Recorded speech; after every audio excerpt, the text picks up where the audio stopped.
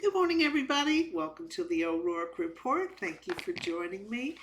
Today, I'm going to concentrate on one subject, and I was kind of inspired by an article I read yesterday in the Daily Mail, and I was like, "Gee, I've been meaning to talk about this particular subject." And yeah, as I read the article, I was like, "Yeah, that's exactly what I think's going on." And I've always thought it's going on. So I'm talking specifically about what I believe is Kourtney Kardashian's problem because she's got a problem. I believe she has a problem. She's had a problem probably since the day her first sibling was born that she's never come to grips with. And in some ways, it's causing some unnecessarily heartache in her life. So we're going to talk about her, and then tomorrow we'll go over things like Lindsay Hubbard's pregnancy, which apparently she was pregnant during the reunion, and then she proceeded to go off to the traders knowing she was pregnant. Um, okay, we'll go over that in detail tomorrow, but let's jump into Ms. Kourtney Kardashian. Okay, now this is, I've always wondered what her sourpuss attitude was about. Why? She's the only one that never seemed to be happy to be for the ride, and which makes you ask the question, well, gee, why didn't she do the same thing her brother Rob did, which is saying, I'm not going to film. I mean, she's not germane to the subject, but you know, um, just the fact that she's stuck in there and she continues to film, even though she cried wolf a couple of seasons ago. Oh, you're all picking on me. We'll get into the reasoning for that, I believe. So anyway, I believe in watching these shows, all the seasons that I've watched these shows, that she, as the eldest child, it was Courtney, Kim, Chloe, Rob, and then Kylie and Kendall, the two, Kendall and Kylie, the two Jenner girls. And all beautiful, beautiful kids. I mean, God, when you think about it, if you ever see the rest of Bruce Jenner's kids, these are all extremely handsome, especially Brody. And the two Jenner Kardashian girls, just gorgeous. And Chris Kardashian and Bruce Jenner made some really, really handsome kids. So anyway, before fame came a knocking at their door, and this is, I mean, they had some fame, some measure of fame through their father, who was one of O.J. Simpson's defense attorneys, had been a lifelong friend with O.J. Simpson.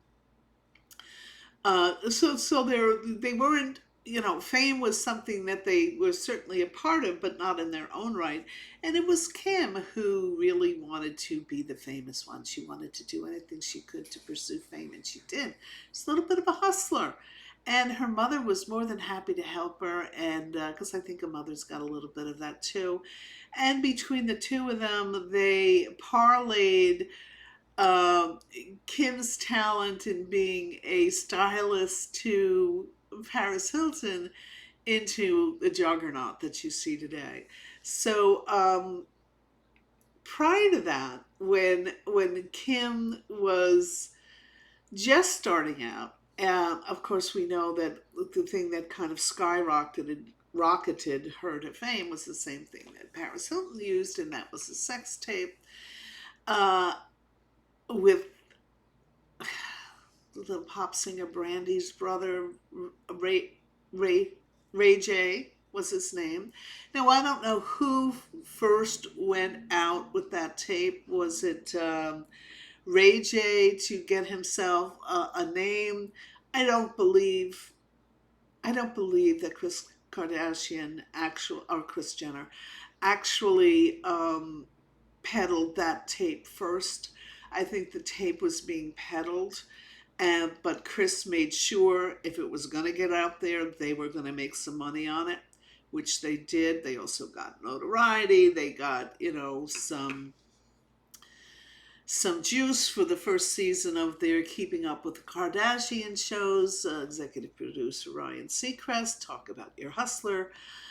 Seacrest saw something going on here and it really made it happen. And here we are, how many seasons later? And we all know way too much about the Kardashians. So, anyway, they used that sex tape to propel the show forward, which they did. And at that time, the sisters were kind of on an even playing field a little bit. I remember the very first season, the family decided to go on a family vacation. I believe it was some ski resort in some mountains that are reachable from LA. I'm not sure. And the picking on Kim was relentless, and Kourtney was the ringleader, and she had her sisters join in. I don't know if the younger ones, but I do remember specifically it was Kourtney and Khloe really coming down on their sister, trying to keep her in her place. Don't think you're so famous. And poor Kim, who's very sensitive, she's a Libra, I'm a Libra, um, ended up in tears and left, went down into the little town and called. She tried to get a taxi back to LA. And I just thought it was an interesting dynamic to see how the sisters treated Kim, who I guess they weren't happy with it being perceived that Kim was the standout star of the show, which eventually she became the standout star. I mean, let's face it. And Khloe was able to accept that. So eventually, Kourtney lost her comrades in arms, and it was only Kourtney. But that's where Kourtney's resentment really began to grow. The more Kim's fame grew, and the more her accomplishments grew, the more resentful Kourtney became. And so I really believe that that's the genesis. That's the kernel, the nut, the absolute beginning of Kourtney's issues, and it goes before the fame. It goes back to when they were children. And I'm sure if we had an honest interview with Chris, we would find out the mother. We would find out that the jealousy or Kourtney being mean to her sister is long standing. And once Kourtney figured out she can't really do that, she sure as hell can't do it on camera anymore, that's when her frustration grew. Now, uh, when Kim, she had this ascendancy, of course, when she married Kanye West, who at that time in his career he was up there in the A level, working with the front row in fashion shows. Anna Wintour loved him. He was always at the Met Gala. Poor Kim's first Met Gala, she was very, excuse me, very, very pregnant, and she just somebody who carried very large. She had that gown on that made her look a little bit like a sofa with the jokes. I mean, there were some real cruel jokes. And to a poor girl who's as vain as Kim Kardashian, it was really, really hard on her, but she shouldered through. And the next thing you know, she was on the cover of Vogue. She was on the cover of Vogue as Mrs. Kanye West, but this was before she earned her own right to be on the cover, which she has been. And she sits next to Anna Wintour at fashion shows. I mean, she got herself up to that A list, and she works very, very hard to keep herself there because that's something she values. That's got a lot of meaning for her, and she does it well. And once Kourtney figured out she couldn't pick on Kim anymore, this led to her frustration, and it led to the season, if you recall, where um, Kourtney decided, and then of course Kourtney lost her sisters who used to join her in the pile on Kim. Um, we come to the season a couple of years ago, three or four seasons ago, where Courtney is in a major pout, and she's in a major pout because she claims the sisters pick on her. And of course, by sisters, she means Kim. And meanwhile, I never saw any evidence of that on camera. The sisters didn't see any evidence. I mean, they were kind of gobsmacked a little bit when Courtney decided she was going to hang her hat on this. Somehow she was trying to make Kim look bad by claiming Kim was doing to her what she has done to Kim for years.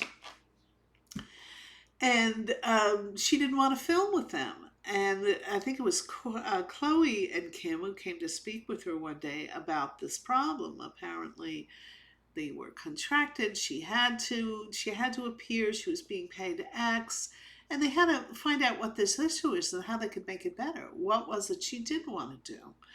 And I kept thinking to myself, if Courtney didn't want to finish her obligations, and do what her brother did, what Rob did. I don't want to film anymore. I'm off the show. Easy enough. It can be done. But no, she wanted to be able to film on camera her displeasure with her sisters. Okay. Um, Meanwhile,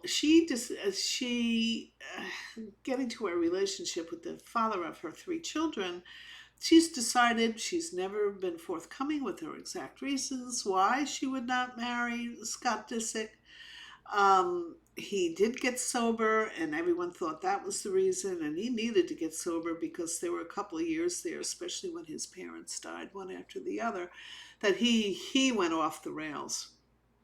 And she was very smart not to do anything more with him, in my mind, until he got sober. Even when he got sober, she she wouldn't marry him, and she never really told us, the viewer, why. Although she did one time curiously say to Scott, "You know the reason why," and he doesn't answer. So presumably there is some reason why she wanted him to do X, and he wouldn't do X, and that's why she wouldn't marry him. It is what it is. So she wanted Scott to be kind of ostracized from the show. And initially, I think the show did pull away from him a little bit. And let me just say, the best moments on the Kardashian shows in all of their seasons have been moments starring Scott Disick. Who could ever forget when he bought his lordship in England? Or made those prank calls to Kris Jenner, posing as the son of a family friend named Todd Crane. I mean, it was hilarious. So Scott really has a lot of the audience have a soft spot for Scott because he has provided a lot of comedy. And Scott and Chloe together are a cute couple, but that gets a little. I guess that's not something that's ever going to happen. But together they were very, very funny before they got uncomfortable about it. And so Courtney wanted him ostracized, and she found the perfect way to do it.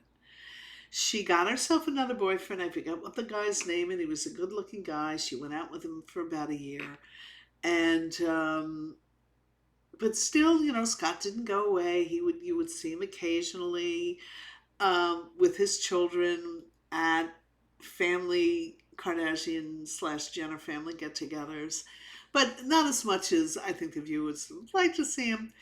But then she came upon then Kourtney finally got her magic bullet. She finally got her magic bullet on how to passively aggressively get back at all of her sisters and Scott and everybody else, and that was her relationship with Travis Barker. And not the relationship. I think no one can deny him, which is why this is the perfect fit for her. No one would begrudge her finding love. But the over the real, genuine love, but the over the top cringeworthy displays, public displays of affection, which are really, I mean,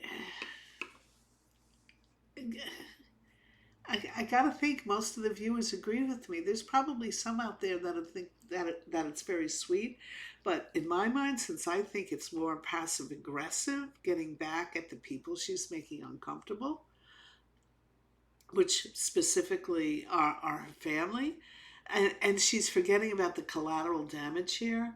She's also creeping her kids out, and so they are cleaving more to their father now, allegedly.